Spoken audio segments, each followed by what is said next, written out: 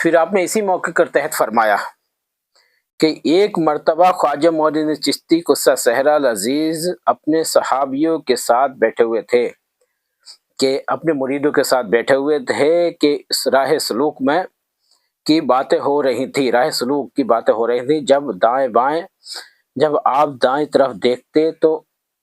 اٹھ کھڑے ہوتے۔ تمام لوگ یہ دیکھ کر حیران ہوئے کہ شیخ صاحب کس کی تعظیم کے لیے کھڑے ہوئے ہیں۔ چنانچہ اس طرح انہوں نے کئی مرتبہ قیام کیا۔ الغرض جب سب دوست اور لوگ وہاں سے چلے گئے، ایک مجلس تھی اور ایک مجلس میں آپ بیٹھے ہوئے تھے تو آپ کئی بار کھڑے ہو کے دائیں طرف دیکھتے تھے۔ لوگ یہ دیکھتے تھے آخری معاملہ کیا ہے، یہ راز کیا ہے، یہ کیوں بار بار دیکھتے ہیں۔ لیکن جب سب لوگ چلے گئے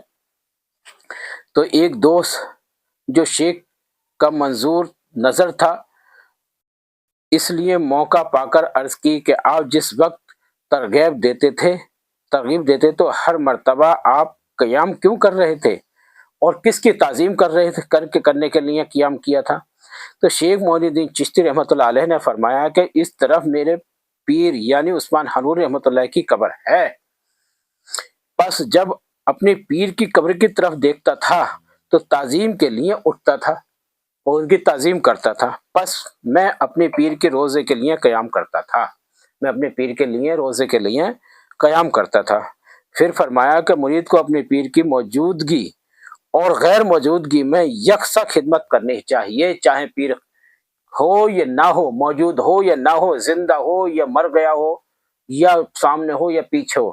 اسے اس کی خدمت کرنی چاہیے۔ چنانچہ جس طرح اس کی زندگی میں خدمت کرتا تھا ٹھیک اسی طرح خدمت کرے، مرنے کے بعد بھی اس کے لیے لازم ہے کہ بلکہ مناسب ہے کہ اس سے بھی زیادہ خدمت کرے، اس کے مرنے کے بعد بھی اس کے سامنے بھی جیسے کرتا تھا ویسے ہی اس کی خدمت کرے، چاہے وہ اس کا پیر زندہ ہو کہ نہ ہو۔ یاد رکھیے کہ پیر کی خدمت بھی ضروری ہے۔ فرمایا ہے کہ صاحب طریقت اور مشتاق حقیقت لوگوں سے ہمیں اس قسم کا ذوق حاصل ہوتا ہے جیسے کہ بدن میں آگ اٹھتی ہے۔ اگرچہ یہ نہ ہوتا تو لقا کہاں ہوتا اور لقا کا لطف ہی کیا ہوتا۔ اس کے بعد آپ نے فرمایا ہے کہ قاضی حمید الدین نگوری رحمۃ اللہ علیہ کی یعنی کہ ایک مرتبہ شیخ علی سنجری رحمۃ اللہ علیہ سر عزیز کی خانقاہ میں تھے کہ وہاں شمع ہو رہا تھا اور قبال یہ قصیدہ پڑھ رہے تھے، قبال جو تھے قصیدہ پڑھ رہے تھے اور سمع ہو رہا تھا۔ کیا سمع ہوتا؟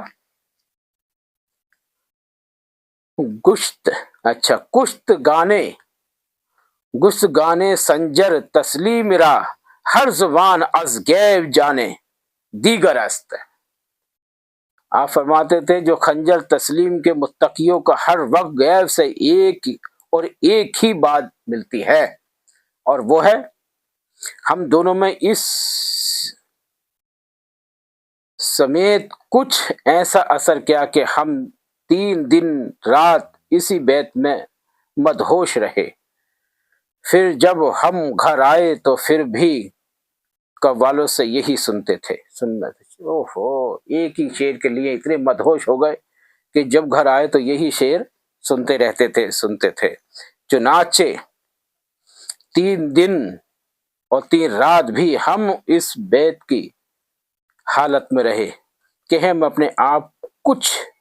سدھ بدھ نہ تھی۔ اسی طرح 7 دن اور 7 راتیں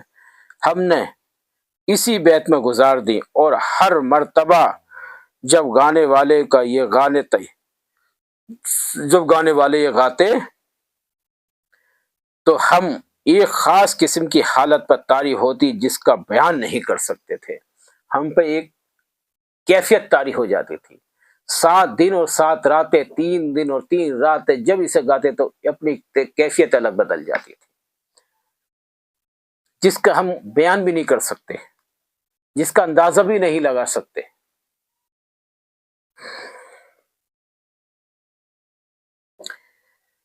پھر آپ نے فرمایا کہ ایک دفعہ کا ذکر ہے کہ میں راہ قاضی حمید الدین نگوری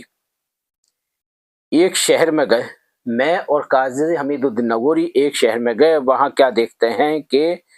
12 آدمیوں کی ایک جماعت عالم حیرانی میں کھڑی ہوئی ہے، کھڑے ہیں اور اللہ کی طرف دیکھ رہے ہیں، اور ان کی آنکھیں آسمان کی طرف لگی ہوئی ہیں، لگے ہوئے دیکھ رہے ہیں اللہ کی طرف۔ وہ دن رات متحر رہتے ہیں، لیکن جب نماز کا وقت ہوتا تو نماز ادا کر کے پھر حیرانی میں مہو ہو جاتے ہیں اور پھر اپنی طرف ایسے دیکھنا شروع کر دیتے ہیں۔ جب جب نماز کا وقت ہوتا تو نماز کے لیے اپنے حالت میں آ جاتے ہیں اور نماز پڑھی اور پھر اسی حالت میں چلے جاتے ہیں۔ پھر خواجہ قطب الدین نے زبان مبارک سے فرمایا کہ ہاں، اولیاء اللہ کا یہی خاصیہ ہوتا ہے کہ جو ان میں سے جن میں ہے اگرچہ وہ متحر تھے لیکن نماز کا وقت فوت نہ ہونے دیتے تھے۔ تو یاد رکھیے یہ بات ان لوگوں کے لیے قابل غور اور قابل حیرت ہے، اور یہ ضروری ہے کہ جو لوگ اپنے آپ کو بڑا صوفی سمجھتے ہیں، اپنے آپ کو صوفی سمجھتے ہیں اور یہ سمجھتے ہیں ہم کافی ولی ہیں، کافی کامل ہیں، اور طرح طرح کی مست گوئی میں رہتے ہیں، اور ایسے سمجھتے ہیں کہ ہم سے دنیا دور ہے، ہم دنیا سے دور ہیں، ہم دنیا سے الگ ہو چکے ہیں، تو ان کے لیے بھی لازم ہے یہ پیغام سن لیا جائے کہ وہ کسی بھی حال میں کیوں نہ ہو، کیسے بھی کیوں نہ ہو، لیکن جب نماز کا وقت آئے تو یاد رکھو کہ نماز پڑھی جائے اور نماز وقت پر ادا کی جائے، کیونکہ یہ اللہ کا قانون ہے کہ ہر 5 وقت کی نماز ہر انسان کو، جو میرا مومن بندہ ہے اس پہ لازم ہے، اور وہ اپنے مقرر وقت میں نماز کو ادا کرے۔ اگر وہ نماز ادا نہیں کرتا ہے ایک وقت کی بھی تو وہ اس پہ میرا قرضہ ہے، اور ایک وقت کی نماز بھی رہ گئی تو اسے قرضے میں اسے قرضے میں رکھوں گا۔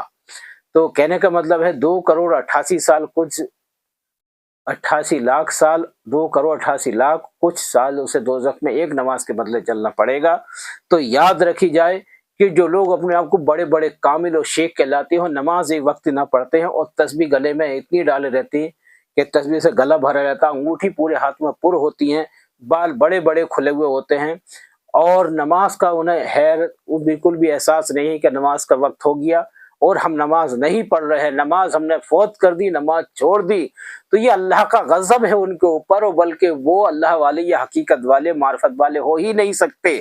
جو راہ حقیقت میں بھی جاتے ہیں لیکن وہ نماز ادا کرتے ہیں، راہ معرفت میں جاتے ہیں نماز ادا کرتے ہیں، راہ طریقت میں جاتے ہیں تو نماز ادا کرتے ہیں،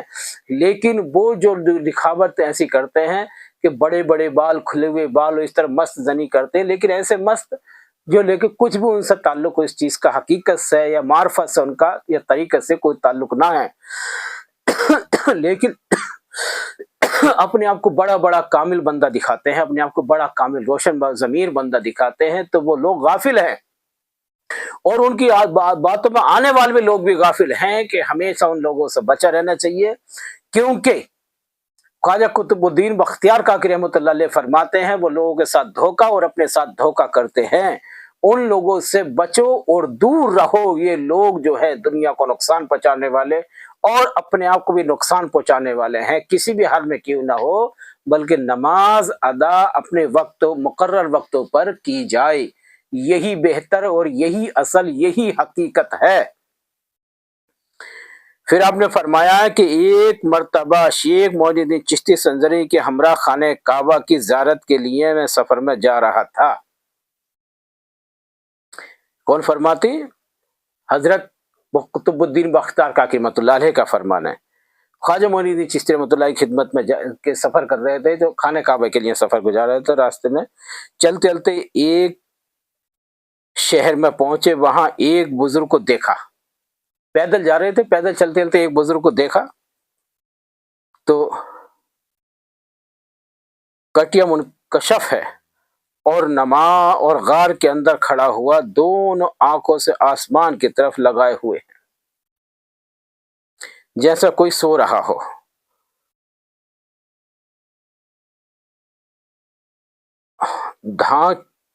کھڑا ہوا ہوتا ہے، ڈھانچہ جو ہے وہ کھڑا ہوا ہوتا ہے۔ یہ دیکھ کر شیخ معین الدین چشتی سنجری نے میری طرف دیکھ کر فرمایا، اگر تو کہے تو چند روز یہاں ٹھہر جائیں؟ میں نے عرض کیا یا بصر چشم، غرض کہ ہم تو تقریباً 1 مہینہ اس کے پاس رہے۔ اس عرصے میں ایک روز وہ بزرگ عالم تحریر سے ہوش میں آئے، عالم تحریر میں سے بزرگ ہوش میں آ گئے، ہوش میں آئے اور ہم نے اٹھ کر سلام علیکم کی تو اس نے سلام کا جواب دیا اور فرمایا اے عزیز، تم نے تکلیف اٹھائی، خدا تمہیں اس کا اجر دے گا، اس واسطے کے بزرگوں کا قول ہے کہ جو شخص درویشوں کی خدمت کرتا ہے وہ کسی مرتبہ پر پہنچ جاتا ہے۔ درویشوں کی خدمت کرنی چاہیے، کیونکہ جو شخص ہے درویشوں میں خدمت کرتا ہے وہ کسی مرتبے پر پہنچ جاتا ہے۔ پھر فرمایا کہ بیٹھ جاؤ، ہم بیٹھ گئے۔ حکایت یوں بیان شروع ہوئی کہ میں شیخ محمد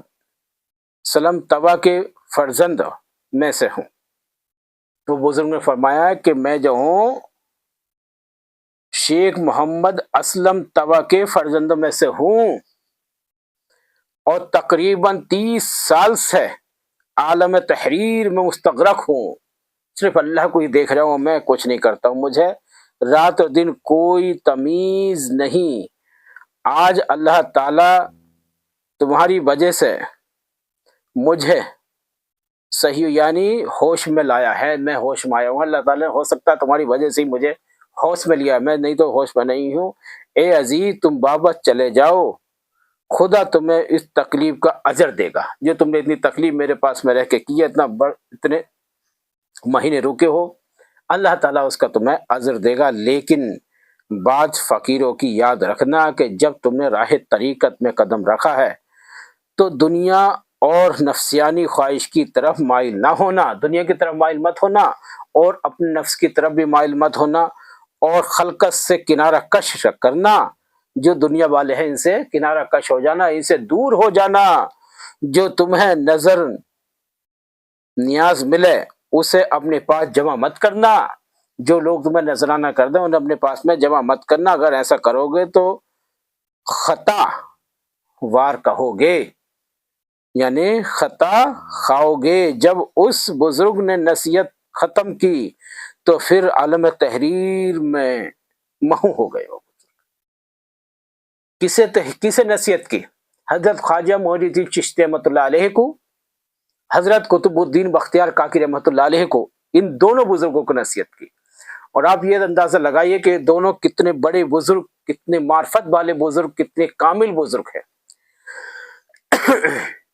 ان بزرگ کی مثال آپ ہے، ہندوستان میں سب سے کامل بزرگ آپ کہلاتے ہیں اور ہیں انشاءاللہ تعالی۔ تو جو جس بزرگ نے وہ نصیحت کی ہوگی ان بزرگ کا عالم کیا ہوگا۔ جب خواجہ معین الدین چشتی رحمۃ اللہ علیہ کی عظمت کا یہ عالم ہے تو ان بزرگ کی عظمت کا عالم، ان کی شوکت کا عالم، ان کی کرامات کا عالم کیا ہوگا۔ جب خواجہ صاحب کو یہ نصیحت دی ہے تو ان کا عالم یہ ہے۔ تو یہ بات غور کرنے لائق ہے اور یہ سمجھنے کے لائق ہے کہ کیسے کیسے دنیا کے اندر بزرگ پڑے ہیں جو دنیا داری کو ترک کر چکے ہیں اور عالم تحریر میں محو ہو کر اپنی زندگی کو اللہ کی راہ میں مشغول کر دیا، اور ہم وہاں سے واپس چلے آئے۔ جب خواجہ قطب الاسلام نے ان فوائد کو ختم کیا تو عالم لشکر میں محو ہو گئے اور دعا گو واپس چلا۔ ایک وزیرانہ میں گھر بنایا ہوا تھا، ایک بیرانے میں گھر بنا ہوا تھا، وہاں آ کر یاد الہی مشغول ہوا اور اپنی مشغولیت میں اللہ کی یاد میں مشغول ہو گئے۔ وہاں سے جب چلے تو ایک بیرانے میں ایک گھر بنا ہوا تھا، اس گھر میں چلے گئے اور اپنے پھر یاد الہی میں پھر مشغول ہو گئے اور یاد الہی کرتے رہے۔ تو اندازہ لے کے لگائیے میرے عزیزوں، میرے بھائیوں، کہ خواجہ صاحب نے اپنی کتنی محنت کی ہوگی، قطب الدین بختیار کاکی نے کتنی محنت کی ہوگی، ان بزرگان دین نے کتنی محنت کر کے یہ شرف حاصل کیا ہے، اللہ کا ایک نیک بندہ حاصل ہوئے ہیں اور اللہ کا نیک بندے ہوئے ہیں، کتنی محنت کی ہے، رات اور دن سفر پیدل کر کے، رات اور دن عبادت الہی کر کے، لوگوں کا دعائیں دے دے کے یہ ایک ایسی منزل حاصل کی ہے۔ تو جو بزرگان دین انہیں نصیحت کر رہے تھے ان کی منزل کیسی ہوگی۔ تو ہمیں لازم ہے کہ ہم بھی ان بزرگان دینوں سے اپنے سبق حاصل کریں، اپنی زندگی میں ایک عبرت حاصل کر لیں، اور ان بزرگوں سے عبرت حاصل کرنے کے بعد میں صحیح راہ اختیار کریں، جو ہم بھی اللہ کی راہ میں ایک قابل نعمت اور اچھے لوگوں انسانوں کی صحبت حاصل کر سکیں، اور ان سے نسبت حاصل کر کے اچھے انسان بننے کی کوشش کریں۔ امید ہے انشاءاللہ تعالیٰ آپ تک یہ بات ہماری پہنچے گی، تو آپ انشاءاللہ ہماری بات سے متوجہ ہوں گے انشاءاللہ، اور اس پہ عمل کریں گے۔ جب تک کے لیے اجازت ہے، اللہ حافظ۔